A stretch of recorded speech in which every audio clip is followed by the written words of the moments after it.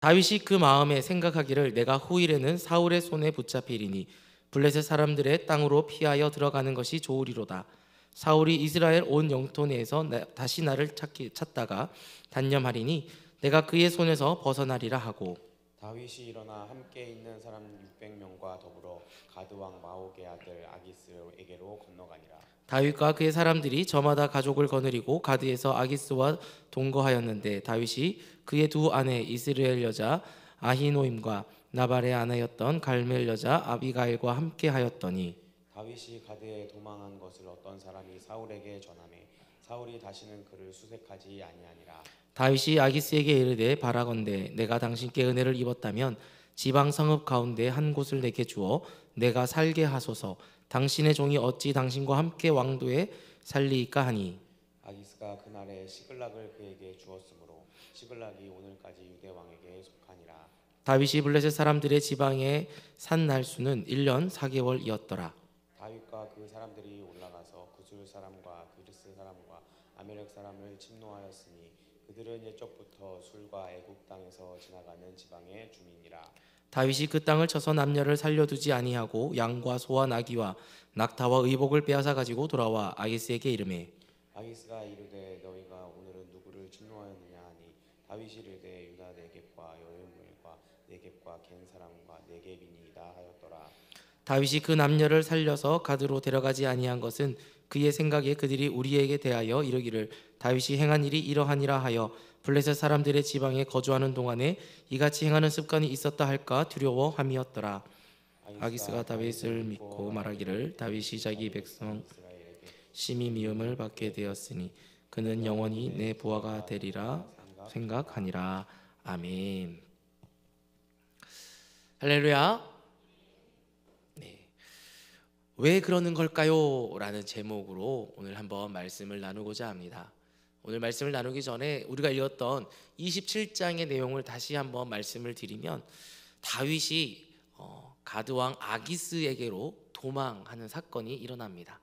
어떻게 보면 그 사건은 굉장히 인간적으로 보았을 때 현명한 선택이었다라고 할 수도 있을 줄 모르겠습니다. 왜냐하면 다윗이 블레셋 가드 왕 아기스에게로 도망간 후에 사울이 그를 더 이상 쫓지 않았기 때문에 어떻게 보면 굉장히 좋은 선택이 아니었을까라는 생각이 들기도 합니다.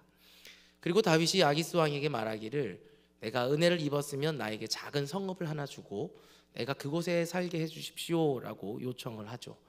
그래서 이 아기스가 다윗에게 시글락이라는 땅을 내어줍니다. 그래서 다윗과 함께 도망 나온 600여 명의 그 용사들과 함께 시글락이라는 곳에 살게 되었다라는 것이죠. 그리고 그곳에서 1년 4개월이라는 시간을 살고 있었습니다. 그런데 다윗이 이곳에서 생활하면서 했던 일은 이스라엘을 괴롭혔던 다른 지역들을 공격했던 것이었습니다. 주로 아말렉을 공격하면서 블레셋 사람을 돕는 척 하면서 이스라엘도 돕는 일석삼조의 일을 지금 하고 있다라는 것이죠. 다윗은 아기스에게서 아말렉을 쳐놓고도 유다의 변방을 노력한 것으로 보고를 했습니다. 그래야지만이 아기스 왕이 자기가 완전히 이스라엘로부터 미움을 받고 있다라는 확신을 주고 아기스가 자기의 사람이다, 다윗이 나의 사람이구나라는 확신을 가지는 그런 일들을 하게끔 계속해서 했기 때문이죠. 그래서 다윗이 더 이상 이스라엘로 돌아가서 왕이 될 수 없겠구나라는 생각을 가지게끔 계속해서 그에게 거짓 보고를 올렸다라는 겁니다. 그런데 어느 날 문제가 하나 생깁니다. 어떤 문제냐면 블레셋이 이스라엘과 싸우려고 군대를 모집한다라는 그런 이야기가 돌기 시작한 거죠. 당연히 아기스는 충직한 부하 다윗을 어떻게 사용하고 싶었을까요? 자신의 칼과 창과 같은 역할로 내가 다윗을 전쟁 앞에서 세우겠다라는 그렇게 생각을 하고 다윗에게 출전할 것을 명령합니다.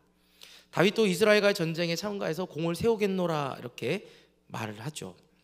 그 말을 들은 아기스는 다윗을 자신의 호위병, 즉 자신의 머리를 지키는 자로 삼겠다라고 그렇게 확신을 가지고 그 사람을 세우기로 했습니다.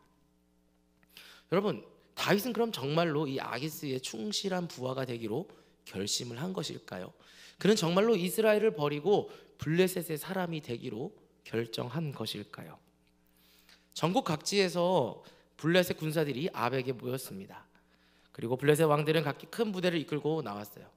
아기스도 다윗과 함께 아벡으로 갔습니다. 그런데 그때 그 블레셋 지휘관들이 다윗을 알아본 겁니다. 저 사람은 다윗이 아닙니까? 저런 사람을 어떻게 우리가 한 동료로 생각을 하고 저와 함께 전쟁을 치러 가겠냐라는 것이었습니다. 그런데 그 말을 들었던 아기스 왕은 지금까지 다윗이 내 밑에서 너무나 충실한 나의 그런 신복의 역할을 했다. 그러니 문제가 되지 않는다라고 그렇게 말을 했다라는 것이죠. 그때에 이스라엘 블레셋의 방백들은 이렇게 얘기를 합니다. 사무엘상 29장에 보면 기록되어 있는데요, 제가 읽어드리겠습니다. 블레셋 사람의 방백들이 그에게 노한지라. 블레셋 방백들이 그에게 이르되 이 사람을 돌려보내어 왕이 그에게 정하신 그 처소로 가게 하소서. 그는 우리와 함께 싸움에 내려가지 못하리니 그가 전장에서 우리의 대적이 될까 하나이다. 그가 무엇으로 그 주와 다시 화합하리이까? 이 사람들의 머리로 하지 아니하겠나이까? 그들이 춤추며 노래하여 이르되 사울이 죽인 자는 천천히요 다윗은 만만이로다 하던 그 다윗이 아니니까. 다윗을 이스라엘 사람들은 사울은 천천히요 다윗은 만만이다라고 그렇게 칭송했던 다윗이니까 전쟁터에 가면 이가 필시 우리를 배반하고 우리를 쳐서 그의 왕인 사울과 다시 화합하고 다시 왕위를 물려받을 자가 될 수도 있다라고 계속해서 말하고 있다라는 것이죠. 결국 아기스는 다윗을 시글락으로 돌아가게 했습니다. 왜냐하면 같이 전쟁하는 지휘관들의 지위를 떨어뜨리는 것이 사기를 떨어뜨리는 것이 전쟁의 승패에 큰 역할을 한다라고 생각했기 때문이었죠. 그래서 그는 어쩔 수 없이 다윗을 돌아가라고 명령한 것입니다. 다윗의 입장에서 보면 이것은 굉장히 잘된 일이죠. 사실 다윗은 이스라엘과 싸우고 싶은 마음이 없었을 수도 있기 때문이죠. 그런데 다윗은 이때다 싶어서 오히려 더 큰 목소리를 냅니다. 아니 나는 지금 이렇게 충성했는데 어떻게 나를 믿지 않을 수가 있습니까? 내가 우리 아기스 왕의 원수인 이스라엘과 싸우겠다, 큰 공을 세우겠다, 왜 그렇게 못하게 합니까? 너무 섭섭합니다. 이렇게 큰 소리를 내어 오히려 자신의 그런 억울함을 표출합니다. 그리고 아기스 왕은 그렇게 섭섭해하는, 이렇게 하고 있는 척하는 다윗의 마음을 위로해주고 그를 다시 시글락으로 보내는 그런 사건입니다. 여러분은 지금 이 이야기를 들으면서 다윗의 행동에 대해서 여러분은 어떤 생각을 가지십니까? 다윗, 우리가 알고 있는 다윗과는 너무나도 지금 다른 모습을 보여주고 있는 이 다윗의 행동, 여러분 이것은 잘한 행동일까요? 못한 행동일까요? 이렇게 물으면 대답을 잘 하지 않는다는 것을 알고 제가 몇 가지 보기를 준비해 왔습니다. 가장 옳다고 생각하는 것을 한번 선택해 보시면 됩니다. 첫 번째, 다윗은 정말 지혜롭다. 두 번째, 임기응변에 탁월하다. 세 번째, 거짓말을 했다. 네 번째, 어쩔 수 없었다. 다섯 번째, 결과적으로 잘못이 없다. 이 다섯 가지 중에 여러분은 어떤 답을 내리시겠습니까? 지금 저는 정답을 알려드리지 않겠습니다. 근데 오늘 설교가 끝나면 이 문제, 이 질문에 대한 답을 아마 우리는 다 가지게 될 줄로 믿습니다. 사실 이 질문과 답은 우리가 실제로 고민하는 부분이지 너무나 실제적으로 우리가 고민하고 있는 것과 밀접한 관련이 있다라는 것이죠. 거짓말이 과연 정당화될 수 있는가에 대한 문제이기도 하고, 거짓말과 악한 일을 행한 사람을 과연 하나님은 도우시는가에 대한 그런 의문도 있기도 합니다. 저는 오늘 본문을 준비하면서 세 가지 질문을 드리고 이 세 가지 질문에 대한 답을 찾아가고자 합니다. 첫 번째로, 다윗이 블레셋 가드왕을 찾아간 것은 과연 어쩔 수 없는 선택이었을까라는 질문입니다. 여러분은 어떻게 생각하십니까? 불가피한 선택이었을까요? 옳은 선택이었을까요? 아니면 최선의 선택이었을까요? 다윗이 가드왕 아기스를 찾아간 것에 대해서 학자들도 두 가지의 의견이 있는데요. 첫 번째 의견은 바로 그가 영적으로 타락했다라는 것입니다. 그런 결정을 내려서는 안 된다는 것을 알고 있었습니다. 이스라엘의 기름 부음 받은 자로서 자신은 나에게 주어진 소명을 버리는 행동을 하지 않아야 된다는 걸 알고 있었다라는 것이죠. 그리고 그가 이 가드왕에게로 간다? 이것은 자신이 가지고 있는 소명을 버린다는 것을 알고 있었습니다. 그는 지금까지 자신을 보호해 주신 하나님을 신뢰하지 못하고 있다라는 그런 행동을 하고 있다라는 것이죠. 그래서 학자들이 말하기를 이런 다윗의 모습을 보고 지금 그는 영적으로 실패했다, 타락했다라고 보는 견해이고요. 또 다른 한 가지는 다윗은 믿을 수 없을 정도로 기막힌 행운과 아주 영리한 전략을 세워서 성공적으로 권력을 얻었다라는 것이었습니다.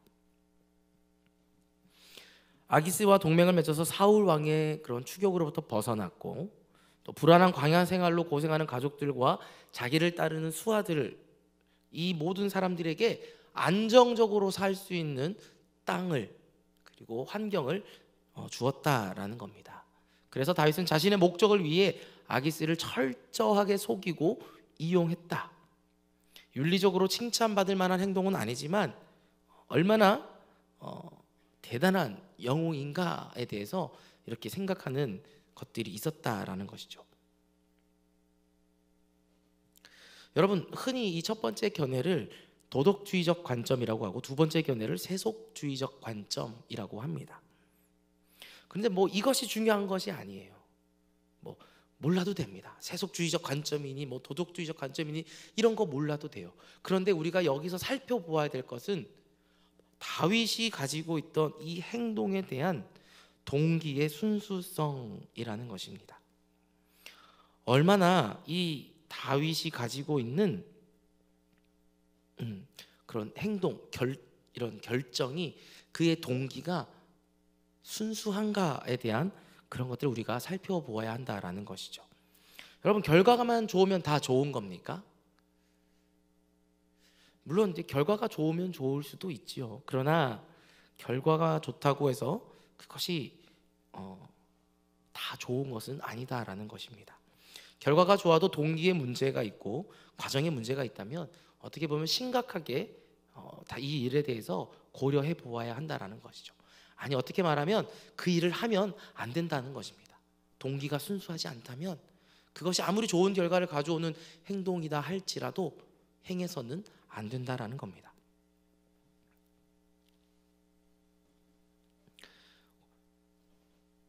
여러분은 어떤 일을 할 때에 그런 도덕적 관점에서 이것이 정말 순수한 목적을 가지고 하는 것인가, 아니면 정말 나의 그런 이익과 결과만을 가지고 하는 것인가, 이것을 가지고 우리는 끊임없이 살펴보아야 한다라는 것이죠. 우리가 조심해야 될 것은 바로 이런 도덕주의자나 율법주의자가 되어서는 안 된다는 거예요. 그러니까 내가 뭔가를 결정했을 때 이것이 어떤 사람들에게 옳다라고 피력하는 나의 의가 스스로 주장되어져서는 안 된다는 겁니다.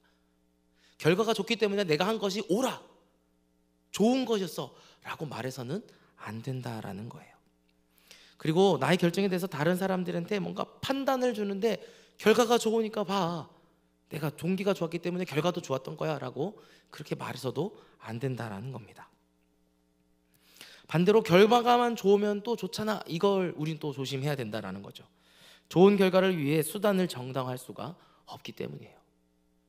결과가 아무리 좋아도 동기가 불순하면 그것은 안 좋다라는 겁니다. 오늘날 교회 안에 들어온 세속주의가 바로 이런 문제들을 가지고 있죠. 은혜만 받으면 돼, 아니 나는 은혜만 주면 돼. 근데 이 말 속에는 하나님이 빠져 있다라는 거예요.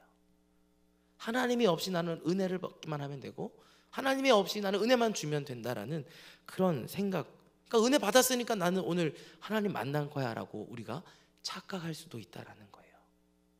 결코 그것은 아니다라는 거죠.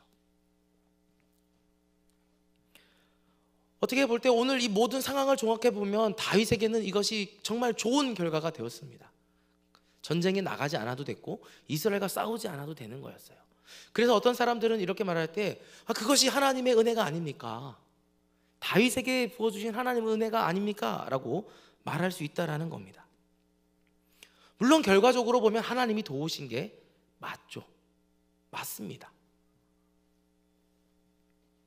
그런데 다윗도 자신의 실수로 인해 시글락이 침략을 당하고 그 가족과 모든 것을 한순간에 잃어버리는 아픔도 겪었다는 걸 우리는 기억해야 됩니다. 결과적으로 다윗이 블레셋 가드왕을 찾아간 이 선택은 어쩔 수 없는 선택이었을까요?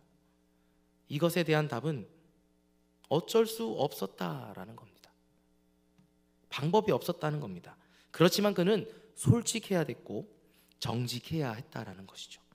가드왕을 찾아간 것을 문제 삼고 있는 것이 아니라 거짓말이 거짓말을 낳는 그런 상황이 만들어진 것에 대해서 우리는 다시 한 번 더 생각해 보아야 되고 그것에 대해서 다윗은 분명하게 책임을 가져야 한다라는 것이었습니다.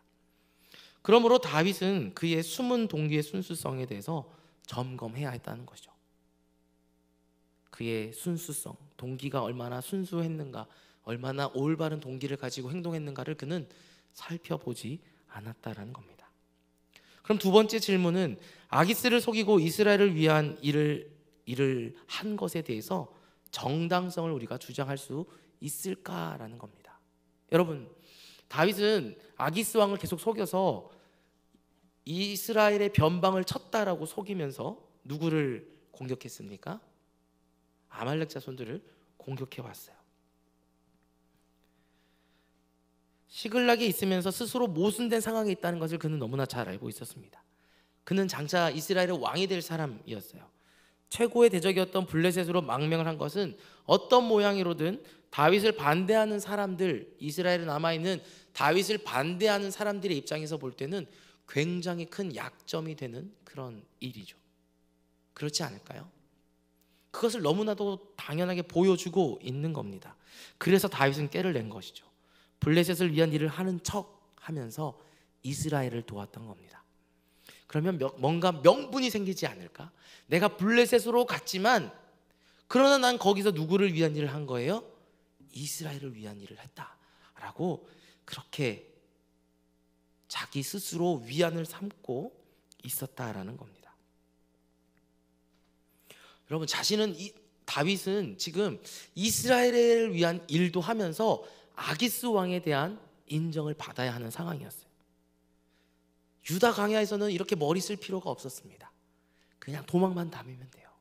하나님과 함께하면서 도망 다니면서 마음은 편했어요. 그런데 지금 블레셋으로 망명했더니 마음이 너무 불편한 거예요. 거짓말을 해야 되는 상황이 생겨요. 양쪽을 다 만족하는 일을 해야 된다라는 거죠. 그래서 그는 더욱더 긴장하고 더 많은 거짓말을 하는 상황에 처했다라는 겁니다. 예전에 이런 기사가 있었습니다. 아르헨티나 출신의 프란치스코 교황이 자국의 대통령이 보낸 청소년 교육재단을 위한 기부금을 돌려보냈다라는 기사였어요. 아르헨티나의 그런 대통령이 1666만 5천 페소, 당시 돈으로 14억 정도 되는 돈을 이렇게 장학 기금으로 써 주십시오라고 이렇게 기부금을 보냈다라는 거예요. 그런데 교황은 그 돈을 받지 않고 거절하는 서신에 이렇게 적었습니다. 나는 666을 좋아하지 않는다. 이렇게 기록을 했다고 해요. 그리고 나서 왜 이렇게 썼는가에 대해서 해명을 했다고 합니다. 그 내용이 이렇습니다. 사람을 착취하고 노예처럼 부려번 돈으로 교회를 후원하려는 사람이 간혹 있습니다. 그들에게 말합니다. 그 돈을 도로 가져가십시오. 하나님 백성에게 그런 더러운 돈은 필요하지 않습니다. 단지 하나님의 자비로 열린 마음이 필요한 겁니다. 여기에 대해 아르헨티나 현지 언론들은 부자나 거지나 검은 돈이건 깨끗한 돈이건 고귀한 마음으로 교회에 헌금하는 것은 마찬가지가 아니냐라는 그런 비난을 교황에게 했다고 합니다. 아르헨티나의 그때 마크리 대통령 정부는 취임 직후 재정의 그런 적자를 메우기 위해서 공공요금을 대폭 인상을 추진하고 있었어요. 그래서 세금을 굉장히 많이 걷고 국민들의 불평불만이 극에 달하는 그런 상황이었습니다. 그것을 교황이 알고 그 돈을 받지 않겠다라고 한 거예요. 왜냐하면 자신들을 향하여 오는 그런 불만들을 우리가 이만큼 받은 돈으로 교황에게 이렇게 우리가 교회에 헌금했다, 자각재단에 기부했다 라는 것을 화살을 돌려서 그런 비난을 돌리는 용으로 사용하려고 했다는 것을 알고 있었기 때문이죠. 상황은 조금 다르지만 이런 경우도 있었다고 합니다. 2003년에 미국 플로리다 지역의 구세군 본부의 거액의 그런 복권 당첨자가 이제 10만 달러라는 돈을 구세군 그쪽에 기부를 했다는 거예요. 그런데 거기에 사령관, 구세군의 사령관이 우리는 그 돈을 받지 않겠다라고 돌려보냈다라는 거죠. 왜 그런가 했더니 이렇게 얘기를 했다고 합니다. 지역 구세군을 책임지고 있는 클레오 데이먼 사령관이 거절의 입장을 밝혔으며 이는 도박으로 얻어진 돈에 대해 반대하는 우리의 분명한 입장을 보여주기 위한 것이다. 어쨌든 사행성으로 도박으로 얻은 돈으로 우린 그 돈으로 우리는 남을 도울 수가 없다라는 것을 보여주기 위해서 그랬다라는 것이에요. 여러분, 이런 얘기가 오고 나서 구세군을 향한 또 비난이 많이 일어났다고 합니다. 이 돈이든 저 돈이든 어쨌든 좋은 일에 쓰고자 하는 돈인데 왜 받지 않느냐라고 했다는 것이죠. 어떻게 보면 구세군의 이야기도 맞고 언론의 이야기도 맞는 것 같습니다. 그러나 우리가 깊이 생각해야 할 문제는 이것입니다. 우리가 잘못한 일에 대해서 어떠한 면죄부를 얻기 위해 정의로운 일을 하거나 어떤 거액의 기부를 한다면 그 선한 일로 인해서 우리의 잘못을 탕감받을 수 있느냐라는 거예요. 여러분 어떻게 생각하십니까? 내가 잘못한 것들에 대해서 뭔가 빚을 좀 갚기 위해서 선한 일을 좀 많이 하고 뭔가 기부하고 하는 것이 옳으냐라는 겁니다. 결코 옳지 않다라는 것이죠. 그런 행동은 자신의 마음을 조금 위로하고 달래줄 수는 있지만 바른 행동이라고 볼 수는 없다라는 겁니다. 비록 다윗이 이스라엘과 유다를 위한 일을 했다고는 하지만 나중에 나는 이런 일을 했어라고 주장할 수도 있지만 사람들은 그렇게 평가하지 않는다는 거예요. 또 하나님도 다윗을 평가할 때 그것이 옳았다라고 평가할까라는 질문을 던졌을 때 그렇지 않을 수도 있다라는 겁니다.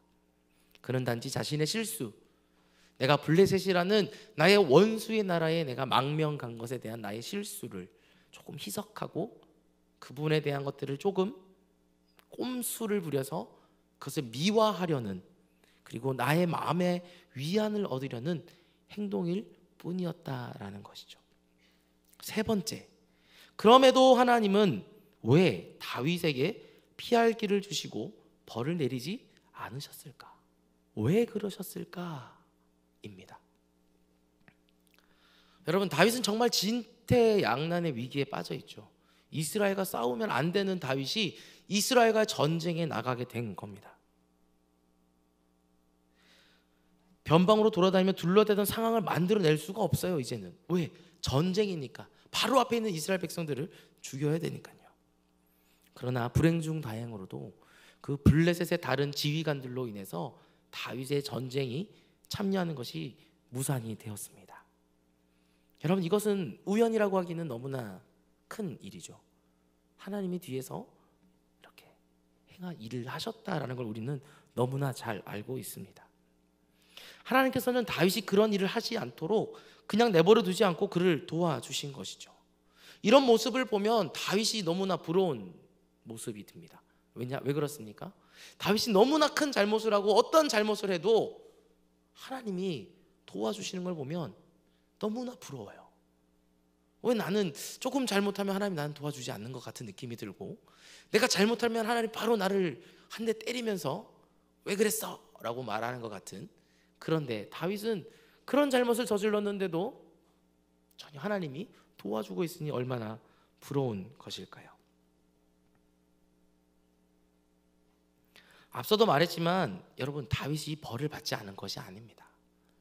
다윗은 이 거짓말 때문에 자신의 사랑하는 가족들과 자신의 그런 공동체의 많은 사람들을 잃었어요. 그때 다윗은 하나님의 뜻을 묻고 하나님의 도움을 구하는 사람이 되었어요. 다윗은 사울을 피해서 아기스의 우산 밑으로 들어가야겠다는 잘못된 선택을 했고, 그것이 얼마나 어리석은 행동이었고, 그것이 얼마나 안전하지 못한 선택이었는지를 하나님은 알게 해 주셨습니다. 어떻게 해요? 시글락에 침략당해서 거기에 있는 많은 사람들이 블레셋으로, 아말렉으로 끌려가는 그런 일들을 겪게 했다라는 거죠. 자신이 선택한 우산, 그 세상적인 우산은 결코 자신의 몸을 온전히 가릴 수 없다라는 그것을 알게 해 주신 겁니다. 여러분, 비가 이번에 굉장히 많이 내렸었잖아요. 여러분, 그때 파라솔을 쓰고 있어도 여러분 비를 안 맞았을까요? 여러분, 파라솔은 굉장히 큰 우산이잖아요. 저는 비를 맞는 게 싫어서 일부러 저보다 큰 우산을 쓰고 다니거든요.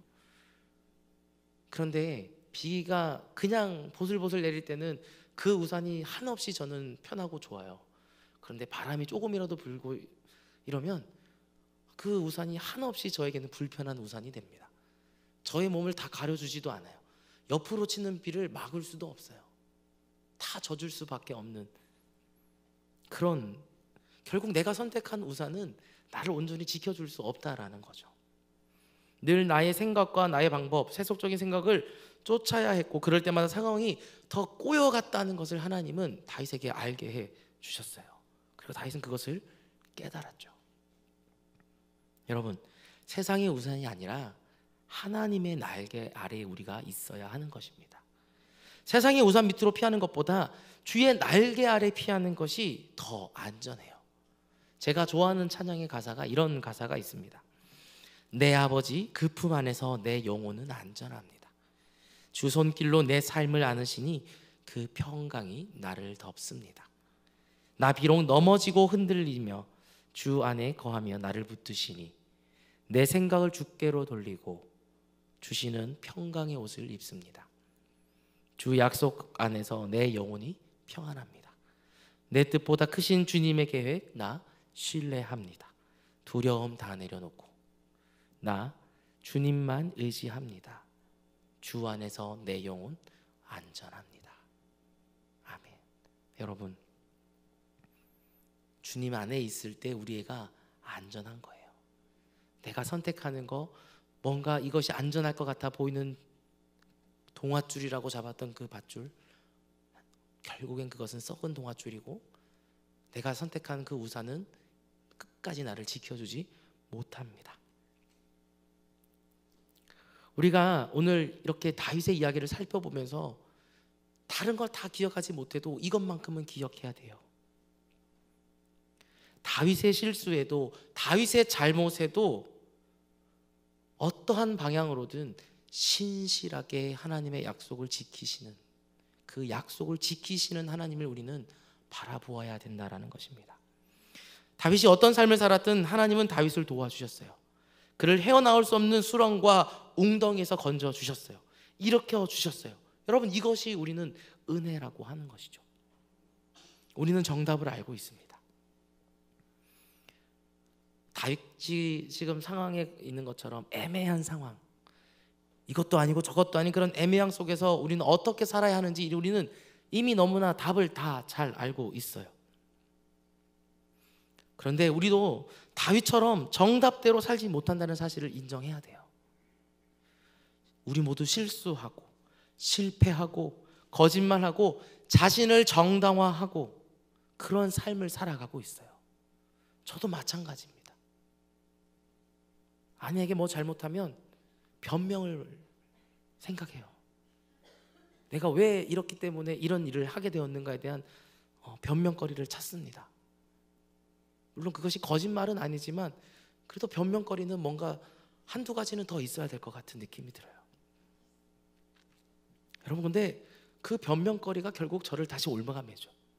말의 앞뒤가 안 맞아요. 그런 겁니다. 여러분, 우린 이렇게 연약한 존재들이라는 것이죠. 그렇다고 해서 우리 자신에 대해서 너무나 비관할 필요는 없습니다. 그래서 오늘 다윗의 이야기가 우리에게 주어져 있는 것이죠. 여러분, 사무엘서는 다윗의 그런 어떻게 왕이 되어 가는가에 대한 정말 놀라운 이야기 책이에요. 그런데 그 위대한 왕의 이야기에 이렇게 치부가 드러나는 것을 너무나도 상세하게 기록하고 있다? 왜 그럴까요? 왜 이런 치부가 될 만한 이야기를 우리에게 기록하는 것일까요? 이런 치부가 있을지라도 하나님의 은혜가 강력하게 함께한다는 것을 우리에게 알려주는 겁니다. 그래서 우리는 소망할 수 있는 거예요. 우리에게도 하나님의 은혜가 있구나, 우리에게도 하나님의 은혜가 주어지는구나, 주님의 날개와 같은 그런 강력한 은혜가 우리에게도 있구나를 우리도 경험할 수 있기 때문이죠. 어쩌면 우리는 지금 다윗보다도 더 큰 하나님의 은혜를 경험하고 누리며 살아가는 존재들일 수도 있습니다. 단지 그것을 내가 깨닫지 못하고 있을 뿐일 수도 있다라는 것이죠. 여러분, 저는 오늘 왜 그런 걸까요? 라는 제목으로 말씀을 나누었어요. 질문을 가지고 시작을 했어요. 여러분 다 답을 찾으셨나요? 왜 그런 걸까요? 도대체 왜 하나님은 그러신 걸까요? 그 정답은 하나님이 나를 선택하셨기 때문입니다.